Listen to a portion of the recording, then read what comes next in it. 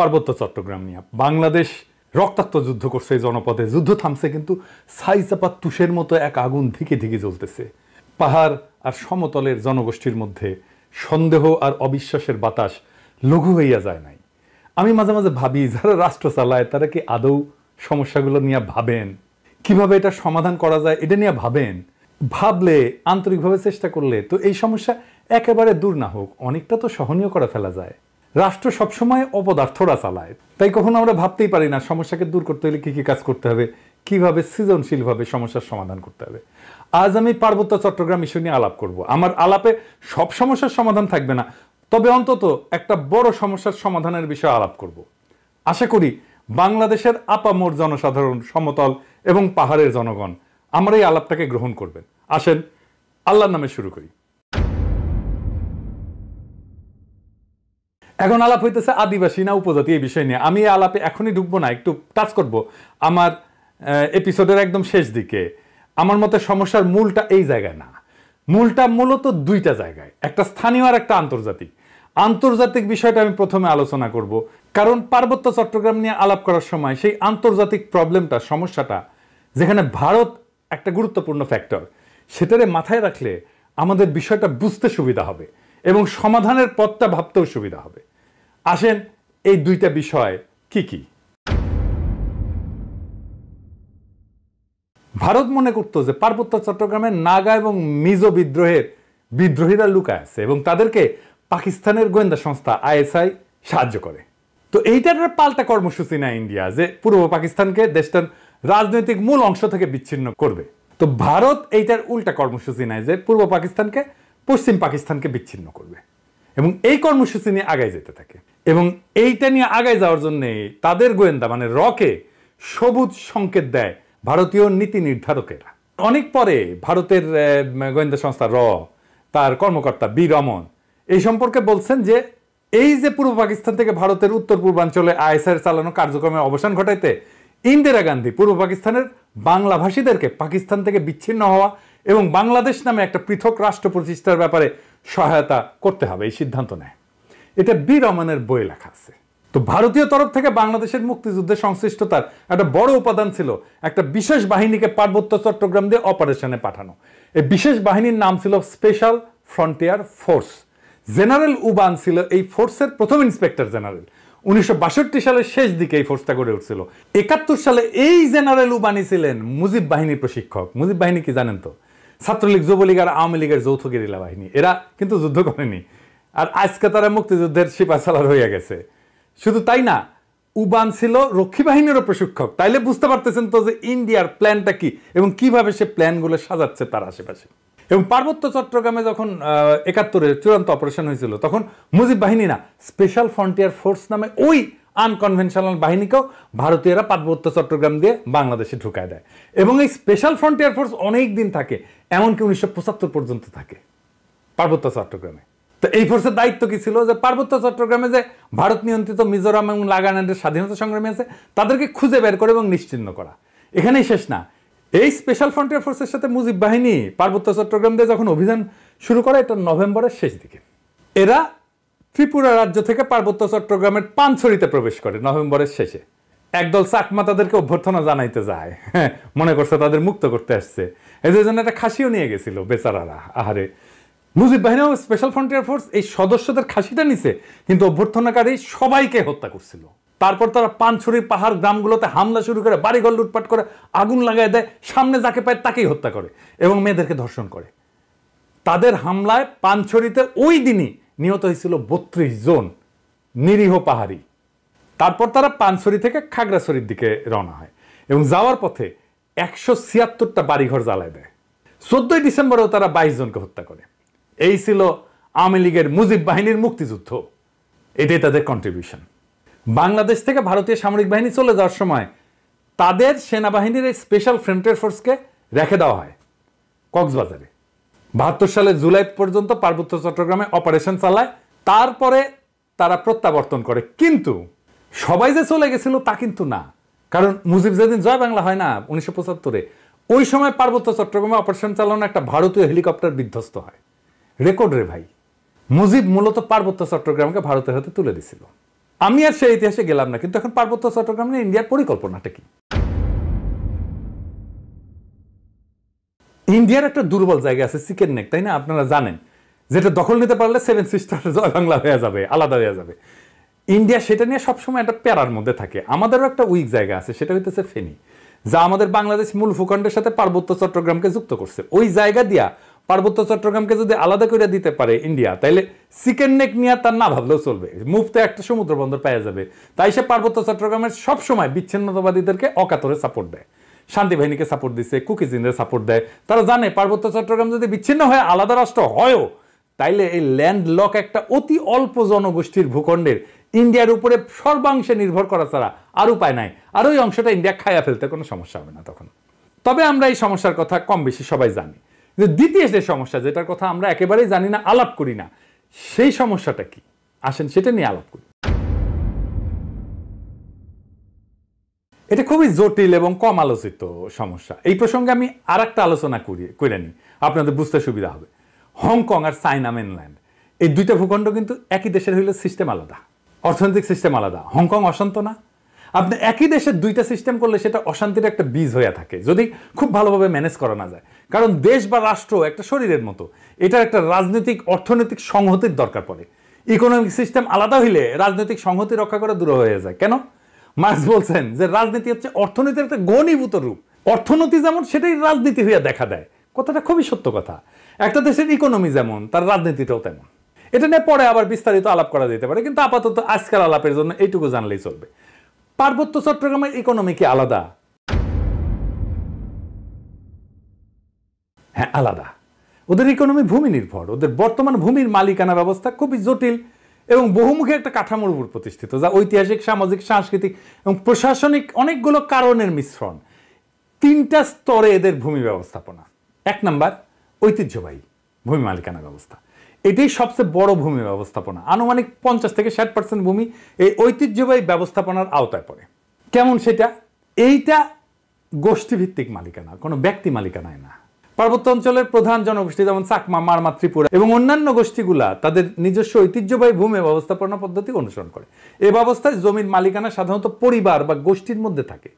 এটা একটা মৌখিক ঐতিহ্য, লেখাপড়া কিন্তু নাই, কোনো দলিল নাই। জমি ভোগ, দখল এবং ব্যবহার করার অধিকার আছে, কিন্তু সেটা আইনগতভাবে নথিভুক্ত না। জুম চাষ হয় না পাহাড়ে, এই জুম চাষের জন্য যে ভূমি, সেইটা কিন্তু এই ঐতিহ্যবাহী কৃষি পদ্ধতি এবং এই ভূমি মালিকানায়। এখানে জমি ব্যক্তিগত মালিকানা না, বরং গোষ্ঠীগত মালিকানায় পরিচালিত হয়। 2 নাম্বার মালিকানা হচ্ছে সরকারি ভূমি মালিকানা। সরকার যেটাকে রিজার্ভ বন ঘোষণা করছে, এটা সরকারের মালিকানা। পার্বত্য চট্টগ্রামের একটা বড় অংশ আমরা জানি যে রিজার্ভ ফরেস্ট বা সংরক্ষিত বন হিসাবে ঘোষিত। এই ভূমি বন বিভাগ দিয়ে নিয়ন্ত্রিত এবং চাষাবাদ এবং বসতি স্থাপন এখানে নিষিদ্ধ। তবে আপনারা জানেন যে পার্বত্য চট্টগ্রামের অধিবাসীরা ঐতিহাসিকভাবে বনের মধ্যে চাষাবাদ করে এবং বসতি স্থাপন করে। তো সরকার যদি নিষিদ্ধ করে দেয়, তাহলে তাদের ঐতিহাসিকভাবে চাষাবাদের পদ্ধতি ছিল, সেটা নষ্ট হয়ে যায় না? এটা মাথার মধ্যে নাই ওদের। কিন্তু এটা একেবারে বন্ধ হয়নি। এই সংরক্ষিত বন এলাকায় অনেক বসতি আছে জনগণের এবং ঐতিহ্যগতভাবে এই ভূমি তারা ব্যবহার করে। এইটাও একটা ভূমি বিরোধের অন্যতম কারণ। 3 নম্বর হচ্ছে সরকারি প্রকল্প। কাপ্তাই হ্রদ বাঁধ প্রকল্পের জন্য ব্যাপক ভূমি অধিগ্রহণ করা হয়েছিল, যা স্থানীয় জনগণের ভূমি হারানোর অন্যতম কারণ হয়ে দাঁড়িয়েছে। আমরা এই প্রসঙ্গে সমাধান পর্বে আলাপ করব। আনুমানিক 25 থেকে 30% ভূমি সংরক্ষিত বনাঞ্চলের অধীনে রয়েছে। আর আইনগতভাবে নথিভুক্ত মালিকানা, যেটা আমরা সমতলে দেখি আর কি, জমি রেজিস্ট্রি, দলিল, এটা দেখি না, এইটা পর্চা টর্চা এগুলো দেখি না, পাকা দলিল। কিছু কিছু এলাকায় ব্যক্তি বা গোষ্ঠী তাদের জমির দলিল নথিভুক্ত করে ফেলছে, তবে এটা খুবই সীমিত এবং এইটা সবসময় সমস্যাযুক্ত, কারণ অনেক জমির মালিকানার বিষয়ে সরকারি রেকর্ড স্থানীয় ঐতিহ্যবাহী নিয়মের মধ্যে তো সংঘাত আছে, তাই না? এইটা ধরেন 10%-এর মতো। এই ভূমি ব্যবস্থাপনার মূল সমস্যাটা কি? সমস্যা হচ্ছে যে পার্বত্য জনগোষ্ঠী তাদের এই ঐতিহ্যগত নিয়মে জমি ভোগ দখল করলেও সরকারি আইনে তো স্বীকৃত না এটা। তারপর ধরেন উন্নয়ন প্রকল্প, যেমন কাপ্তাই জল বিদ্যুৎ কেন্দ্র এবং সমতলে অনেক মানুষ আসছে পার্বত্য অঞ্চলে, ফলে স্থানীয় জনগণের জমি হারানোর ঘটনা ঘটছে। আবার আরেকটা জিনিস বললাম যে রিজার্ভ সংরক্ষিত বন এবং কৃষি জমি নিয়ে যে সংঘাত, ওইখানে তারা বসতি স্থাপন করে, ওখানে কৃষি কাজ করে। সমতলের অনেকে বলে যে আমরা কেন পার্বত্য চট্টগ্রামে গিয়ে জমি কিনতে পারবো না, ওরা তো এসে সমতলে জমি কিনতে পারে। সমস্যা বুঝছেন তো? আপনি কার কাছ থেকে জমি কিনবেন? দলিলই তো নাই, দলিল তো মুখে মুখে। মালিকানা তো ব্যক্তির না রে ভাই, মালিকানা সামাজিক এবং প্রায় 60% জমির মালিকানা এরকম। তো এই বাস্তবতাটা তো বুঝতে হবে। দেখেন এই সমস্যার সমাধান কি? ওয়ান কান্ট্রি টু সিস্টেম ব্যবস্থা আমাদের চালাইতে হবে ততদিন পর্যন্ত যতদিন না ব্যাপক সংখ্যাগরিষ্ঠ পাহাড়িরা এই সিস্টেম বদলানোর জন্য দাবি না করে। আমরা এই ব্যবস্থার জন্য হংকং এর অভিজ্ঞতা, স্কটল্যান্ড, উত্তর আয়ারল্যান্ডের অভিজ্ঞতা কাজে লাগাতে পারি। এইটা করে ঐতিহ্যবাহী ভূমি ব্যবস্থাকে আইনি স্বীকৃতি দিতে পারি এবং পুরো পার্বত্য চট্টগ্রামকে আমরা গ্রিন ইকোনমির আওতায় আনতে পারি। তাহলে আমাদের এই ওয়ান কান্ট্রি টু সিস্টেমটা ভালোভাবে বাস্তবায়ন করা যাবে। অর্থনৈতিক উন্নয়ন আর স্বাতন্ত্র্য 2 লক্ষ্যই অর্জিত হবে। পার্বত্য চট্টগ্রামে ব্যাপক অর্থনৈতিক উন্নয়ন করলে, পাহাড়িদের আয় আর জীবনযাত্রার মান বাড়াইলে বেশিরভাগ সমস্যার সমাধান হয়ে যাবে। আসেন এই গ্রিন ইকোনমিটা কি আর কিভাবে এটা ইমপ্লিমেন্ট করা যায় সেটা দেখি, বাস্তবায়ন করা যায়।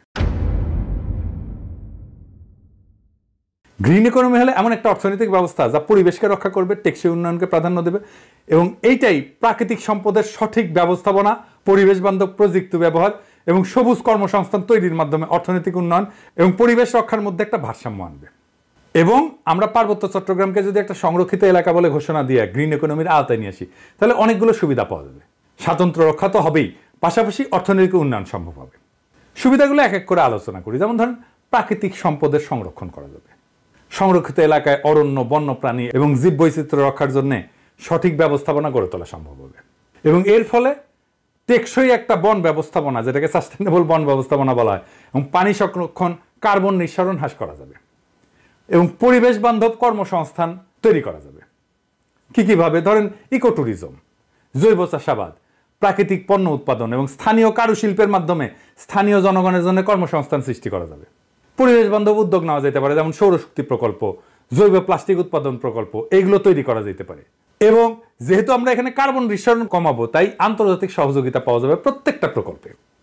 শুধু আন্তর্জাতিক সংস্থার সাহায্য, টাকা পয়সায় না, প্রযুক্তিগত সহায়তাও নেওয়া যাবে এবং পরিবেশ বান্ধব ট্যুরিজম গড়ে তোলা যায়। এখন যে ট্যুরিজম আছে এটা পরিবেশ বান্ধব না, এটা আয়ের একটা গুরুত্বপূর্ণ উৎস হতে পারে। আর সামাজিক উন্নয়ন, জনসাধারণের, যেমন ধরেন স্থানীয় জনগণের শিক্ষা, স্বাস্থ্য এবং আর্থিক অবস্থার উন্নতির জন্য প্রকল্প নেওয়া যেতে পারে, যেটা তাদের জীবিকার বিকল্প উৎস হিসেবে কাজ করবে। যারা বনাঞ্চলে কাজ করতেছে, যারা বনাঞ্চলে আবাদ করতেছে বা বাসস্থান করতেছে, তাদের জন্য একটা বিকল্প, একটা কর্মসংস্থানের উৎস আমাদের খুঁজে বের করতে হবে। এবং স্বাতন্ত্র্য রক্ষার জন্য এই প্রত্যেকটা প্রকল্পে স্থানীয় সম্প্রদায়ের অংশগ্রহণ নিশ্চিত করতে হবে। স্থানীয় জনগোষ্ঠীকে সিদ্ধান্ত গ্রহণ এবং ব্যবস্থাপনার অংশীদার করে ফেলতে হবে। তাদের ম্যানেজমেন্টে পার্টিসিপেশন ছাড়া আমরা কোনো কাজ করব না। তাদের সাংস্কৃতিক ঐতিহ্য এবং জীবনযাত্রাকে সম্মান জানায় উন্নয়ন পরিকল্পনা করতে হবে সব সময়। সংরক্ষিত এলাকাকে বিভিন্ন জোনে ভাগ করা যেতে পারে। যেমন ধরেন কোর জোন, যেটা সম্পূর্ণ সংরক্ষিত এলাকা, যেখানে মানুষের প্রবেশ সীমিত থাকবে। বাফার জোন, যে কিছু নিয়ন্ত্রিত কার্যক্রম, যেখানে ইকো ট্যুরিজমটা চালাবো। আমরা ইকো ট্যুরিজম সব জায়গায় চালাইতে দেবো না এবং এখানে গবেষণাও করব। এবং sustainable use zone, third zone, যেখানে পরিবেশ বান্ধব চাষাবাদ, কারুশিল্প এবং অন্যান্য কার্যক্রম পরিচালনা করা যাবে। এবং একটা কঠোর আইন, পরিবেশ সুরক্ষা আইন লাগবে ওইখানে। সংরক্ষিত এলাকায় বৃক্ষ নিধন, শিকার এবং দূষণ কঠোরভাবে নিষিদ্ধ করতে হবে এবং আইন ভঙ্গ করলে দৃষ্টান্তমূলক শাস্তি ব্যবস্থা করতে হবে। এবং আমরা পুরো সিস্টেমটা ঠিক মতো চলতেছে কিনা এটার জন্য প্রযুক্তির ব্যবহার করব, ড্রোন লাগাবো, স্যাটেলাইট ইমেজ ব্যবহার করব, যে সংরক্ষিত এলাকায় সার্বক্ষণিক আমরা নজরদারি করব যে কেউ আমাদের এই পরিবেশের ক্ষতি করতেছে কিনা। এবং এই অঞ্চলে আমাদের একটা গবেষণা এবং ডকুমেন্টেশনের একটা শক্তিশালী সিস্টেম রাখতে হবে, যে সংরক্ষিত এলাকায় জীববৈচিত্র্য, সম্পদ এবং পরিবেশগত অবস্থা নিয়মিত এটা ঠিক থাকতেছে কিনা, এটা নিয়মিত গবেষণার মাধ্যমে পর্যবেক্ষণ করা হবে। আর আসেন কাপ্তাই লেক এলাকা। এই যে কাপ্তাই লেকটা করা হয়েছে, জানেন এখানে কত মেগাওয়াট বিদ্যুৎ হয়? 230 মেগাওয়াট মাত্র। এটা গোটা বাংলাদেশের চাহিদার মাত্র 5%। এই যে 5% বিদ্যুৎ, তার জন্য কত বড় সমস্যা আমরা তৈরি করছি। আমরা যদি ঘোড়াশাল বিদ্যুৎ কেন্দ্রের কথা চিন্তা করি, ঘোড়াশাল বিদ্যুৎ কেন্দ্র 950 মেগাওয়াট বিদ্যুৎ উৎপাদন করে, তার মানে 4 গুণ এই কাপ্তাই লেকের চাইতে। তাইলে আমি এটা আসলে রাখবো কেন? এই কাপ্তাই বাঁধ ভেঙে দিয়ে আমরা জমি উদ্ধার করলে কি সমস্যা? এটা ভেবে দেখতে হবে। এটা নিয়ে আমাদের সিরিয়াস চিন্তা করতে হবে যে আসলে আমরা কাপ্তাই বাঁধটা রাখবো কিনা। একটা দীর্ঘস্থায়ী প্রবলেমের সমস্যার সমাধান করছে। কাপ্তাই লেক থাকবে না, কাপ্তাই লেকের দরকার কি? আমাদের তো দরকার নাই। দৃষ্টিনন্দন কাপ্তাই লেকের তো দরকার নেই। আমার যদি জমি উদ্ধার হয় ওইখানে, এই 230 মেগাওয়াট বিদ্যুতের দাম কত? আর আমরা যদি এই জমিটাকে ব্যবহার করতে পারি, কাপ্তাই লেকের নিচে ডুবে যাওয়া জমিটা যদি উদ্ধার করতে পারি, তাহলে এই জমিতে আমরা কি পরিমাণে অর্থনৈতিক ব্যবস্থাপনা করতে পারবো, অর্থনৈতিক সুবিধা পাবো, অর্থনৈতিক লাভ করতে পারবো, এটা একটা স্টাডি হইতে পারে। আমি একটু ধারণাটা দিলাম। যদি মনে করেন যে স্টাডি করে যদি দেখা যায় যে ওইখানে অর্থনৈতিক সুবিধা যেটা সেটা অনেক অনেক বেশি এই কাপ্তাইয়ের 230 মেগাওয়াটের বিদ্যুতের চাইতে, তাহলে কাপ্তাই বাঁধ আমাদের রেখে লাভ কি? এটা ভেঙে দেওয়া যেতে পারে। আমার মনে হয় যে কাপ্তাই বাঁধ যদি ভেঙে দেওয়া যায় তাহলে আমাদের বেটার ইকোনমিক বেনিফিট আমাদের আসবে। এইবার আসেন আদিবাসী ধারণা নিয়ে আমার চিন্তাটা বলি। কেন এইটা অদরকারি আলাপ? কেনই বা সমতলের মানুষ এই চিন্তাটা পছন্দ করে না? সমতলের মানুষ আদিবাসী ধারণা নিয়ে কি মত পোষণ করে সেটা বলার আগে বোমাং রাজা কি ধারণা পোষণ করে সেটা শুনি। আসেন শোনেন, ওনার কথাই শোনেন। আমার নাম অংশটু চৌধুরী। আপনারা বলেন আমরা actually we are not tribal, আমরা আদিবাসী নয়। আমরা ছিলাম বাংলাতে। কারকারের সম্রাট মাংরাজগিরি উনি বোমাং রাজাকে 1614 সালে সরকার গভর্নর অফ চিটাগং, চারজন রাজার গভর্নর ছিল। Fifth man entered into Chittagong Hills বর্ধমানে বোমাঙ্গের কমলাপুর 1727 সালে। 283 বছর আগে আমরা এখানে যুক্তি। এই যে ইন্ডিজেনাস বা আদিবাসী শব্দটার অর্থ হইল এমন জনগোষ্ঠী বা সম্প্রদায় যারা কোনো নির্দিষ্ট ভৌগোলিক এলাকায় ঐতিহাসিকভাবে বসবাস করে আসতেছে, যারা সেই এলাকার আদি অধিবাসী এবং যাদের ঐতিহ্য সাধারণত ঔপনিবেশিক বা আধুনিক জনগোষ্ঠীর আগমনের পূর্বে গড়ে উঠছে। সহজ বাংলায় বললে ওই অঞ্চলের আদিবাসিন্দা। রেড ইন্ডিয়ানরা যেমন আমেরিকার আদিবাসিন্দা, আপনারা তো সেটা না পাহাড়ি ভাইরা। তারপরে যখন এই শব্দ ব্যবহার করার জন্য চাপাচাপি করেন তখন বাকি দেশের মানুষ এটাকে সন্দেহের চোখে দেখবেই। এটাও বুঝতে হবে। তারা জানে আদিবাসীরা যদি দাবি করে যে তাদের মানবাধিকার লঙ্ঘিত হচ্ছে, তাহলে আন্তর্জাতিক সম্প্রদায় তাদের আলাদা রাষ্ট্রের দাবিকে সমর্থন জানায়, সেই দাবিকে মেনে নিতে বাধ্য করতে পারে। আর আপনাদের তো জুম্মল্যান্ড সংক্রান্ত দাবি আছেই, আর ইন্ডিয়ার তো ফুসলানো আছেই, তাই না? এবং ইন্ডিয়া তো চায় এটাকে আলাদা করে নিয়ে একটা আলাদা তাদের মধ্যে খেয়ে ফেলতে। তো সন্দেহ তো যৌক্তিক। আপনারা যদি মনে করেন আদিবাসী শব্দটা আপনাদের আলাদা সুবিধা দেবে, আপনি বাংলাদেশ রাষ্ট্রের কাছে চান সেই সুবিধা, তাইলে আলাপ তো করা যেতেই পারে ওইটা নিয়ে। কিন্তু সে আলাপে না যায় যদি বলেন দেখিস আকাশে কি সুন্দর চাঁদ উঠিছে, তাহলে হবে। পাহাড়ে সবাই যেমন বিচ্ছিন্নতাবাদী না, এটা যেমন সত্য, তেমন সমতলের সবাই আপনাদের ব্যাপারে ইনসেনসিটিভ বা অসংবেদনশীল না, এটাও তেমন সত্য।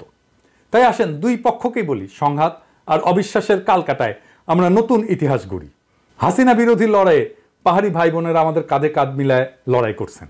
আমরা এই ঐতিহাসিক ঐক্যকে সাথে নিয়ে আগায় যাই। আমরা এমন এক বাংলাদেশ গড়ে তুলি যার গর্বিত মালিক হবে হিন্দু, মুসলমান, পাহাড়ি, সমতলী, চাকমা, বাঙালি সকলেই। বৈচিত্র্যের মধ্যে আমরা গড়ে তুলব এক মহান ঐক্য, এক নতুন বাংলাদেশে, যে বাংলাদেশের স্বপ্ন দেখেই জুলাই আগস্টের হাজারো শহীদেরা চোখ মুছছিল, শেষ নিদ্রায় গেছিল। আসেন আমরা সেই স্বপ্নকে বাস্তব করে তুলি। ইনকিলাব জিন্দাবাদ।